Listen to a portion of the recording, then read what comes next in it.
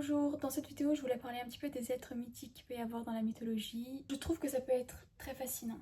Je voulais commencer par la créature Fenrir. C'est un loup gigantesque considéré comme un des plus grands et des plus puissants de la mythologie nordique. Il y aura une prophétie qui va raconter que ce loup-là va jouer un rôle très important dans la bataille de Ragnarok, qui est une bataille où plusieurs géants, créatures très grandes, très puissantes, des dieux, selon les récits, qui s'affronteraient. Il est dit que sa mâchoire inférieure va raser la terre et sa mâchoire supérieure va toucher le ciel. Il est symbole de force indomptable, de puissance, de peur et de chaos destructeur. Une autre créature très intéressante est Méduse dans la mythologie grecque, qui est une femme avec des serpents en tant que cheveux, des espèces de serpents qui sortent de sa tête, et qui peut transformer toute personne qu'elle regarde en pierre. Le seul qui a réussi à la vaincre, c'est Persée, qui est un héros qui a réussi à la combattre en utilisant un bouclier qui lui protège les yeux.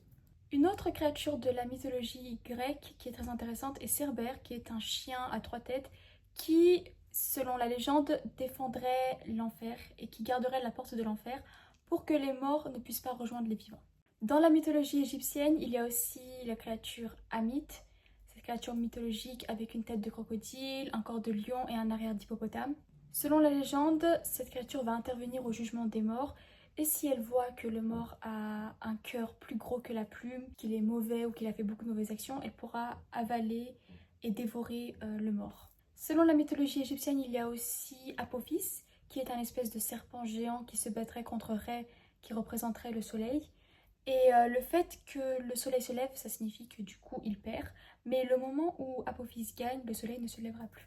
Dans la mythologie chinoise, il y aura aussi le dragon chinois qui est assez connu, qui représente un espèce de grand serpent, grand dragon, et qui est plutôt bienveillant, et qui va s'occuper des récoltes, de la pluie, etc.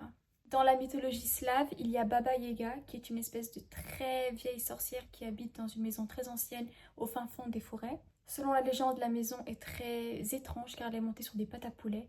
Et cette sorcière serait soit bienveillante et va vouloir aider le héros s'il est par exemple respectueux, soit elle va vouloir le punir s'il est trop arrogant. Dans la mythologie slave, il y a aussi l'Eshi, qui est l'esprit des forêts, qui a le pouvoir de communiquer avec les animaux, de communiquer avec les arbres, et qui a le pouvoir également d'aider les passants ou alors de les punir en fonction de s'ils sont respectueux des lieux ou pas. Voilà, c'est la fin de cette courte vidéo. Je voulais juste faire un petit peu le tour des différentes créatures qu'il y a. J'espère que ça vous a plu. N'hésitez pas à me dire ce que vous en pensez et au revoir.